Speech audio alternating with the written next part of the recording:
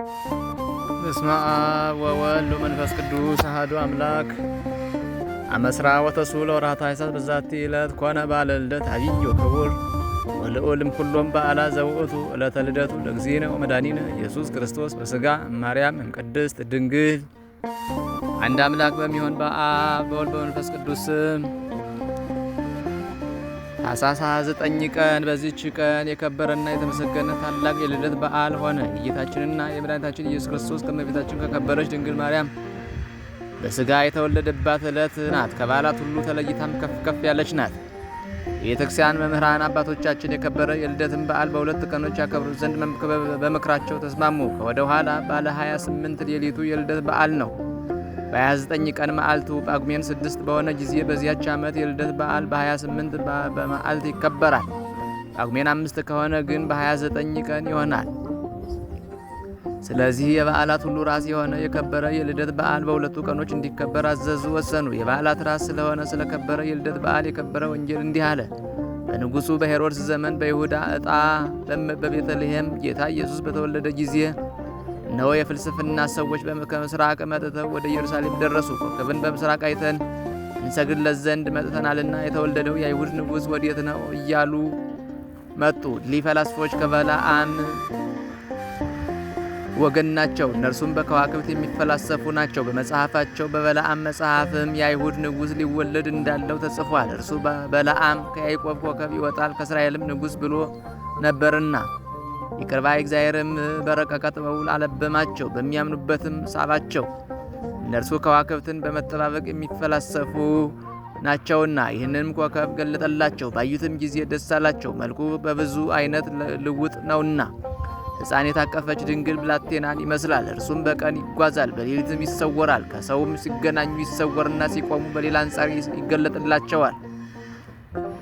እነርሱም ወደ ኢየሩሳሌም ሲደርሱ ያ ኮከብ ተሰወራቸው፣ እጅግ አዘኑ፣ የሚያደርጉትንም አላወቁም። ከዚህ በኋላ ወደ ኢየሩሳሌም ከተማ ገብተው ስለተወለደው ንጉሥ ጠየቁ። የሊህም ሰዎች ቁጥራቸው 30,000 ነው። ነገሥታቱ 3 ናቸው። ለእያንዳንዱ ንጉሥ 10,000 ሰራዊት አለው። ንጉሡ ሄሮድስም በሰማ ጊዜ ደነገጠ። ኢየሩሳሌምን በመላዋ ከእርሱ ጋር ደነገጠች።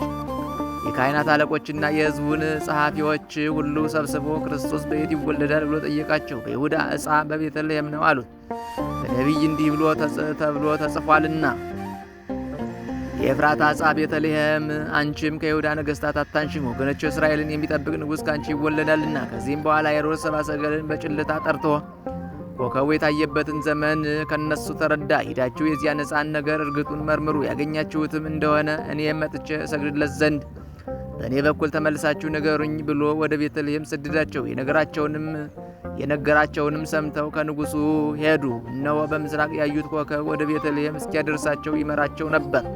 ሕፃኑ ካለበትም ዋሻ ላይ ደርሶ ቆመ። ኮከቡንም ባዩ ጊዜ እጅግ ደስ አላቸው። ወደ ቤትም በገቡ ጊዜ ሕፃኑን ከእናቱ ከድንግል ማርያም ጋር አገኙት። ወድቀውም ሰገዱለት። ሳጥናቸውንም ከፍተው ወርቅ፣ ከርቤ፣ ዕጣን፣ እጅ መንሻ ቀረቡለት። በእግዚአብሔርም ፈቃድ ዮሴፍ፣ እመቤታችን ቅድስት ድንግል ማርያም፣ ሕፃኑ ጌታ ኢየሱስም በዚያች ዕለት ወደ ቤተልሔም መጡ። ስለዚህም ሰብአ ሰገል አገኟቸው። የክብር ባለቤት ጌታችን ኢየሱስ ክርስቶስ ያለ ናዝሬት በሌላ ቦታ አላደገምና ከተወለደም ዕድሜው 2 ዓመት ሆኖት ነበር። አምላክ ነውና ስለ መንግሥቱ ወርቅን ገበሩለት። ክህነትም ገንዘቡ ነውና ዕጣንን ገበሩለት። ማያዊ ለሆነ ሞቱ ምልክትም ከርቤን ገበሩለት። ወደ ሄሮድስም እንዳይመለሱ በሕልም ነገራቸው። በሌላ መንገድም ወደ ሀገራቸው ተመልሰው ገቡ። አምላክ በሥጋ ስለ መገለጡ አዋጅ ነጋሪዎችና ሰባኪዎች ሆኑ። ይህችም ዕለት ነቢዩ ኢሳይያስ ትንቢት ስለ እርሷ የተናገረላት ናት። እንዲህ ብሎ እነሆ ድንግል ጸንሳ ወንድ ልጅን ትወልዳለች፣ ስሙንም አማኑኤል ትለዋለች። ትርጓሜውም እግዚአብሔር ከእኛ ጋር ማለት ነው። ስለዚህችም የከበረች ድንግል ነቢይ ሕዝቅኤል እንዲህ ብሎ ትንቢት ተናገረ። እግዚአብሔርም አለኝ፣ ይህች በር ተዘግታ ትኖራለች፣ አትከፈትም፣ የሚገባበትም የለም። የእስራኤል ፈጣሪ እግዚአብሔር እንደተዘጋች ይገባባታልና ተዘግታ ትኑር አለ። ነቢዩ ዳንኤልም አለ፣ ሌሊት በራእይ አየሁ፣ እነሆ ታላቁ አንድ ሰው ልጅ በሰማይ ደመና መጣ። ዘመኑን ወደሚያስረጅ ደረሰ። ከፊቱም አቀረቡት። የዘላለም አገዛዝ ጌትነት መንግሥት ተሰጠው። ሕዝቡና አሕዛቡ ሁሉ መንደረው የሚኖሩትና ነገዱም ነገሥታቱም ሁሉ ይገዙለታል። አገዛዙም የዘላለም አገዛዝ ነው። መንግሥቱም የማያልፍ የማይጠፋ ነው። ዳግመኛም ኢሳይያስ እግዚአብሔር እንደ እኔ የሥጋ መጋረጃ በመጋረድ ተገለጸልኝ አለ። አሁንም ደግሞ አዲስ ሰማይ አዲስ ምድር እሰራ ዘንድ አለኝ አለ። ሁለተኛም ከእሴይ ስር በትር ትወጣለች፣ ከእርሷም ጽጌ አበባ ይወጣል አለ። ዳግመኛም ሕፃን ተወልዷልና ወንድ ልጅም ተሰጥቶናልና ይኸውም ስልጣን በጫንቃው የሆነ ክርስቶስ ነው። ስሙም ድንቅ መካር፣ የዘላለም አባት፣ የሰላም አለቃ ይባላል አለ። ኤርምያስም ስለ እግዚአብሔር እንዲህ አለ። በዚያን ወራት ለዳዊት ብርሃንን አወጣለሁ፣ በምድርም የቀና ፍርድን ያደርጋል። እግዚአብሔርም ያመኑበትን ያድናቸዋል። ኤልሳም እንዲህ አለ። እግዚአብሔር ከሰማይ ይወርዳል፣ በእስራኤል ልጆች አደባባይም በመመላለስ ለሕዝቡ እውነትን ያስተምራቸዋል። ከአብርሃም ልጅነት ልዩ ከሆኑ ወገኖች በቀር አሕዛብ ሁሉ ይታዘዙለታል። ናሆም ነቢይም እንዲህ አለ። እግዚአብሔር በእኔ አራያ ይመጣል፣ ልብሱም እንደ ልብሴ ነው። ነቢዩ ኢዩኤልም እንዲህ አለ። የእግዚአብሔር ዙፋን የሆነች ብላቴና ድንግልን አየሁ። እርሷም እንደ እሳት ያልባት ነበር። ስለ እርሷም ይህች ማናት ብዬ ኪሩብን ጠየቅኩት። ከአዳም ልጆች የተመረጠች የእግዚአብሔር ዙፋን ይህች ድንግል ናት። በእሷም የተጎሳቆሉ አሕዛብ ይድናሉ። ላመነባትም ረድኤትና መጠጊያ ናት። ዳዊትም በመዝሙሩ እንዲህ አለ። እግዚአብሔር አንተ ልጄ ነህ፣ ዛሬም በተዋሕዶ ወለድኩህ አለኝ። ለምነኝ፣ አሕዛብን ርስት አድርጌ እሰጥሃለሁ፣ ግዛትህም በመላው ዓለም ነው። ዳግመኛም አብ አለ። ቀዳማዊ ወልድ በኃይል ቀን ካንተ ጋር ሳለው ከአጥቢያ ኮከብ በፊት ከሆድ ወለድኩ። እንደ መልከ ጼዴቅ ሥርዓት አንተ የዓለሙ አገልጋይ ካህን ነህ ብሎ እግዚአብሔር ማለ፣ ከማለም አይጸጸትም። ቤዛ ይስሐቅ በግ ከእህቱም ዕፀ ሳቤቅ እንደተገኘ ለእስራኤልም በበረሃ ውስጥ ከእህቱም አለት ውሃ እንዳፈለቀ የደነቀች የአሮን በትርም የደረቀች የአሮን በትርም እንደለመለመችና እንዳፈራች በሶምሶምም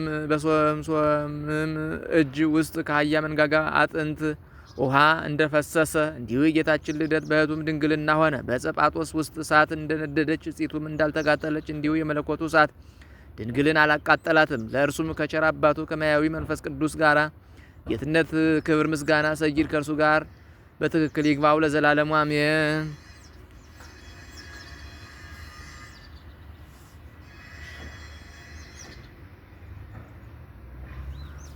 ሰላም ለልደትከ እግዚአ ሰላም ወሳይል ላይለ እስራኤል እንዘ ይትፌሳህ አፉየ በጽድቅ ዝንቱ በዓል ለሂሩትከ አኮቴት ያወስ በቃል ወለመንግስትከ ስብሃት ይብል።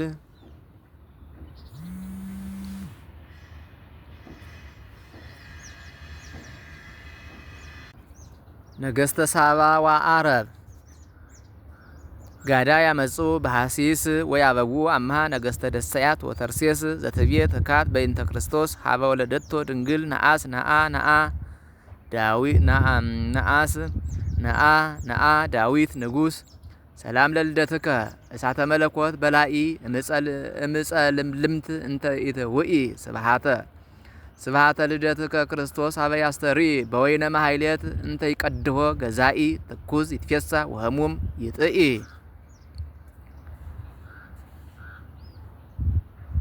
በዚህች ዕለት ከኤፍሬም ወገን መስፍኑ ኢያሱ ተወለደ። እርሱም ለእስራኤል ልጆች ከጠላት ሰልፍ መድኃኒት ሆኖ ያዳናቸው ነው። የጌታችንም መወለድ ለአዳምና ለልጆቹ መድኃኒት ሆናቸው። የእርሱም የቀድሞ ስሙ ሆሴ ነበረ። እስራኤልን ከአማሌቅ ጦርነት በራፌድ ባዳናቸው ጊዜ ኢያሱ ተብሎ ተጠራ። ይህም አዳኝ ማለት ነው። ሙሴም ከሞተ በኋላ እግዚአብሔር መረጠውና ለእስራኤል መስፍን አድርጎ ሾመው። ልዩ ከሆኑ አሕዛብም ጦርነት አዳናቸው፣ ርስታቸውንም አወረሳቸው። ከዚህ በኋላ በሰላም አረፈ። ለእግዚአብሔር ምስጋና ይሁን ለዘላለሙ አሜን።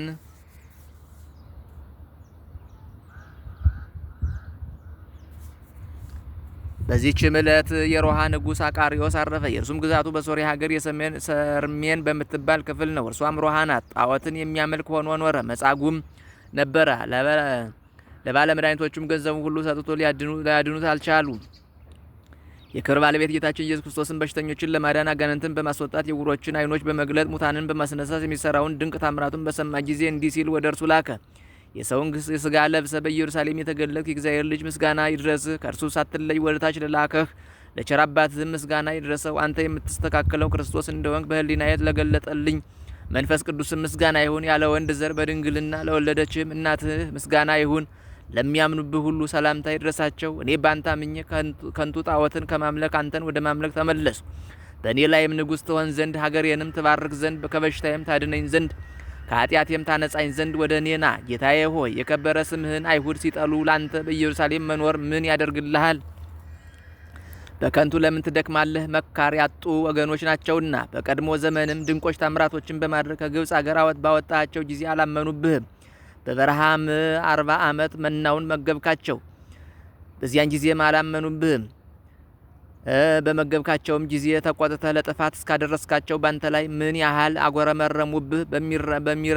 በሚራብና በሚጠማ ምድራዊ ስጋማ ሲያዩህ እንዴት ነዋ! ሐሳባቸው ከዚህ የተለየ ይመስልሃልን? አንተ ከጥንት ጀምሮ የተሰወረውን ታውቃለህና ይህንንና ይህን የመሰለውን ጽፎ ደብዳቤ ወደ እርሱ ላከ። የንጉሥ መልእክተኞቹም ወደ ጌታችን በደረሱ ጊዜ ሳይነግሩት ያመጡለትን መልእክት አውቆ ነጭ ልብስ አንስቶ ፊቱን አሸበት። የፊቱን መልክ ወደ ልብሱ ገባ። ከደቀ መዝሙሩ ከታዲዮስ ጋርም እንዲህ ብሎ ላከለት። ይህን የኔ መልክ የሆነውን ስዕል ተቀበል። እርሱም የምትሻውን ሁሉ ይፈጽምልሃል፣ ከበሽታህም ይፈውስሃል፣ ሀገርህንም ይባርካል፣ መንግስትህንም ያጸናል። ይህ ስዕል እኔን ነውና ይለወጥ እንደሆነ በውሃ በእሳት ፈትነው። መልእክተኞቹም ወደ ንጉሥ አቃሪዎስ በደረሱ ጊዜ ያንን ስዕል ሰጡት። በእሳትና በውሃም ፈተነውና ምንም ጥፋት አልደረሰበትም። የሮሃ ሀገር ሰዎችም ከንጉሳቸው ጋር በጌታችን የመለኮት ስልጣን አመኑ። ይህ ስዕል ቁጥር የሌለው ብዙ ድንቅ ታምራትን አደረገ። ንጉሱንም ከበሽታው ፈወሰው። ከዚህም በኋላ እድሜው ሲፈጸም በዚህች ዕለት አረፈ። ለእግዚአብሔር ምስጋና ይሁን ለዘላለሙ አሜን። ሰላም ለአቃሪዎስ እንተደለወ ለርእይ እንበለ ቀለም በልብስ ስዕለ አዶናይ ውእቱ ስዕል ገባሬ እበይ ይትደምሰስ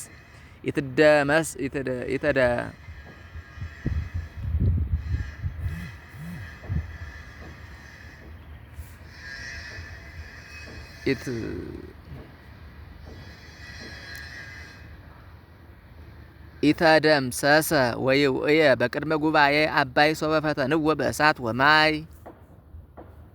በዚህችም ዕለት ለሰምኑድ ከሚባል ሀገር ገመላዊ ቅዱስ ቆሪል አረፈ። እርሱም በጾም በጸሎት ተወስኖ የሚኖር ነው። እግዚአብሔርም የተሰወሩ ምስጢራት ማወቅን ሰጠው። የሚገለገልባቸው ከማሳም ተልባ የሚጭንባቸው 3 ግመሎች አሉት። ፈራጉን በሚባል ሀገር ለእመቤታችን ማርያም ቤተክርስቲያን ሊቀ ካህናት የሆነ አንድ ሰው ነበረ። ቤተክርስቲያኒቱም ነገስታትና መኳንንት በየጊዜው የሰጧት ብዙ ገንዘብ አላት። በሊቀ ካህናቱም ዘንድ የዕቃው ሳጥን በስውር ይኖር ነበር። የዚያንም ዕቃ ቁጥር ኤጲስቆጶሱ ያውቃል። ያ ሊቀ ካህናት በእርሱ ስልጣን ስር ነበርና ከዚህ በኋላ የዕቃው ሳጥን ያለበትን ለልጁ ሳይነግር ያ ሊቀ ካህናት በድንገት ሞተ። ኤጲስቆጶሱም የሊቀ ካህናቱን ሞት በሰማ ጊዜ ወደዚያች ቤተክርስቲያን መጥቶ ከልጁ ገንዘቧን ፈለገ። ያም ልጅ አባቱ በድንገተኛ ሞት ስለተነጠቀና ስላልነገረኝም ዕቃው ያለበትን አላወቅኩም አለው። ኤጲስቆጶሱም ሰምቶ ተቆጣ፣ ሊያሰቃየውን ፈለገ። ያም ልጅ ኤጲስቆጶስን ዕቃው ያለበትን ቦታ እስከምፈልግ ድረስ ቆየኝ፣ ባላገኘሁትም ጊዜ የወደድከውን ታደርግብኛለህ ብሎ ለመነው። እርሱም ጊዜ ሰጠው። ወደ ቤቱም በገባ ጊዜ ችግሩን ሁሉ ለሚስቱ ነገራት። እርሷም በእግዚአብሔር ታምነህ በአባ መቃርስ ገዳም ወዳሉ አባቶች መነኮሳት ወደ ጎረቤቶቻቸውም ሂድ፣ እነርሱ ይነግሩሃልና አለችው። ወደዚያም ሲደርስ ችግሩን ይፈጽሙለት ዘንድ ለመነኮሳቱ ነገራቸው። የሚነግረውም አጥቶ ተስፋ ቆረጠ። አንድ ባሕታዊም ጠቀሰውና እንዲህ አለው፣ ሰምኑድ ወደሚሉት ሀገር ሂደህ ስለ ባለ ገመሉ ቆሪል ጠይቅ፣ በእርሱ ዘንድም እደር፣ እርሱም ይነግርሃል አለ። ወደ ሰምኑድም መንደር ደርሶ ስለ እርሱ ስለ ቆሪል ጠየቀ። ሰዎችም ነገሩት፣ ያለበትንም አመለከቱት። በሄደ ጊዜም ከመኖሪያው አገኘው። 3 ግመሎችም ከእርሱ ጋር ነበሩ። አባ ቆሪልም ፍላጎትን በመንፈስ ቅዱስ አውቆ ወደ ማደሪያው አስገብቶ መብልን አቀረበለት። አባቴ ሆይ ችግሬን ሳትፈጽምልኝ እኔ አልበላም አለው። ቆሪልም ችግርህ በጊዜው ጊዜ ይፈጸማልና አሁን ምግብህን ብላ አለው። ከራትም በኋላ በየምኝታቸው ተኙ። የሌሊትም እኩሌታ ሲሆን ያ ሰው ቆሪልን ከግመሎቹ ጋር ቆሞ አየው። ሲሰግድ ይሰግዳሉ፣ ሲቆምም ይቆማሉ። በነጋ ጊዜም ተልባ ይጭንባቸው ዘንድ ወደ ማሳ ወሰዳቸው። ያም ሰው ሊራዳው አብሮ ሄደ። ወደ ማሳውም በደረሱ ጊዜ ቆሪል በገመል ላይ መጫን ጀመረ። ያም ሰው ሁለተኛውን ግመል ወስዶ ያለ አቅሙ አሸክሙን አክብዶ ጫነው። ግመሉም መንቀሳቀስ ተሳነው። ሊመታው ፈልጎ በትር አነሳ። ገመሉም አባቴ ቆሪል ሆይ በላዬ ጉዳት እንዳያደርስ ይህን ሰው አታሰናብተውም? እርሱ ያለ ችሎታዬ አሸክሞኛልና ብሎ በሰው አንደበት ጮኸ። ቆሪልም መጥቶ ሸክሙን አቀለለለት። ያንንም ሰው ልጄ ሆይ በማይችለው መጠን ለምን አሸከምከው? አንተ የምታዝነው ልትሸከመው የማትችለውን ሸክም በላይህ ስላመጡብህ አይደለምን? አለው። ወደ ቤትም በገቡ ጊዜ ያ ሰው ስለ ችግሩ የእቃውን ቦታ ይገልጥለት ዘንድ አባ ቆሪልን ለመነው። እርሱም ለሌላ እንዳይናገር ካማለው በኋላ ገለጠለት። እንዲህም አለው፣ በዚች ቤተ ክርስቲያን በስተምስራቅ ታናሽ ዋሻ አለ። እቃውም በዚያ አለ። ወደ ቤቱም በተመለሰ ጊዜ ለሚስቱ ነገራት። በአንድነትም ወደዚያ ቦታ ሄዱ። ከነገስታት መዛግብት እንኳ የሚመስለው የሌለ መዝገብን አገኙ። ከዚህም በኋላ ለኤጲስቆጶስ ነገረው። ኤጲስቆጶስም ይጠብቅ ዘንድ ለእርሱ ሰጠው። ይህም ጻድቅ ሰው ቆሪል ብዙ ተጋድሎን ከተጋደለ በኋላ በመልካም ሽምግልና አረፈ። ለእግዚአብሔር ምስጋና ይሁን። ይሁን እኛንም በዚህ አባት ጸሎት ይማረን፣ በረከቱም ከኛ ጋር ትኖር ለዘላለሙ አሜን። ሰላም ብለ ብፁዕ ቆሪል በዓለ ሰለስቱ አግማል ዘምስሌሆሙ ተንበለ በጊዜ ስኢል እንዘ ይሰግድ ወይጼልይ ለእግዚአብሔር ልዑል ርእሰ ካህናት ርኢክዎ ይብል። በዚህችም ቀን የአክሚም ሰማዕታት መታሰቢያቸው ነው። እነርሱም በከበረ የልደት በዓል ቤተ ክርስቲያን ውስጥ የቁርባን ቅዳሴ አድርገው ተሰብስበው ሳሉ እነሆ የክብር ባለቤት ጌታችን ኢየሱስ ክርስቶስ በመሰዊያው ላይ ስጋውና ደሙን ለሕዝቡ ሲያቀብላቸው አዩት። በዚህም ታላቅ ደስታ ውስጥ እያሉ መኮንኑ አርያኖስ መጥቶ ከበባቸው። ወደ ቤተ ክርስቲያንም ገብቶ ስማቸውን በህዋፍና ወኒን የሚባል ሁለቱን የሀገር አለቆች ይዞ ራሶቻቸውን በሰይፍ ቆረጠ። ከዚህም በኋላ ቀሳውስትን፣ ዲያቆናትን፣ ንፍቀ ዲያቆናትን፣ መምህራንን፣ የቤተ ክርስቲያንን ሹማምንት ገደለ። ደማቸው ከቤተ ክርስቲያኑ ደጃፍ ወጥቶ 20 ክንድ ያህል እስቲ ጎርፍ ወንዶችን፣ ሴቶችን፣ ልጆችን ምንም ሳያስቀር አሳረዳቸው። ኤጲስቆጶሱን አባ ብኑዲያኖስን፣ ዲዮስቆሮስን፣ ሰከላቪዮስን ከኤጲስቆጶሱ ጋር ያሉ መነኮሳትንም እነርሱን እንደታሰሩ አርያኖስ ከእርሱ ጋር ወሰዳቸው። እነሆ የዕረፍታቸው መታሰቢያ ጥር 1 ቀን ተጽፏል። ለእግዚአብሔር ምስጋና ይሁን። እኛንም በጸሎታቸው ይማረን፣ በረከታቸው ከእኛ ጋር ትኑር ለዘላለሙ አሜን።